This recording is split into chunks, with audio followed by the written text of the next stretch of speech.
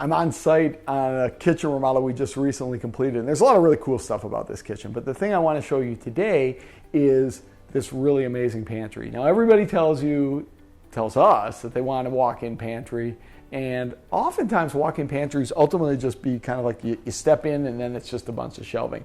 So if that's all you're going to do, we oftentimes refer people to, let's just use cabinetry. But this case is different, and we're doing a lot of these now. These are kind of like these like super pantries, or some people call it a dirty kitchen. But what it really is almost, it's totally a separate room. So come on in here, check this out. First of all, we've got a separate sink in here. So this is kind of a messy sink. We've got the main sink out in the kitchen, but here, this is a sink where, maybe those dirty pots and pans, if you're having a big dinner or having a party, you can kind of keep stuff in here as well. In this case, homeowners got their coffee pot. We have a separate dishwasher, smaller dishwasher here, but hey, nice place to throw stuff, keep it, out of the main house. Maybe you only use this for like your specialty stuff. Maybe use it for a lot of other things. But obviously now, because it's all open, we can have a lot of our stuff that we're going to store here, dry goods.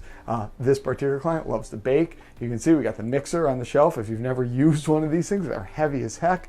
Normally they get stored down below and you're trying to pick it up, but now it's here right away. Other appliances that get used a lot, food processor, a juicer, just a lot of the stuff that you're going to use on a daily basis or regular basis, but you don't want just sitting out in your main kitchen. If you look at the main kitchen of this house, it's very clean, very orderly, but we can just kind of throw everything here. It's a great space, but then when all is said and done, you know what? You close the door and nobody even knows it was here.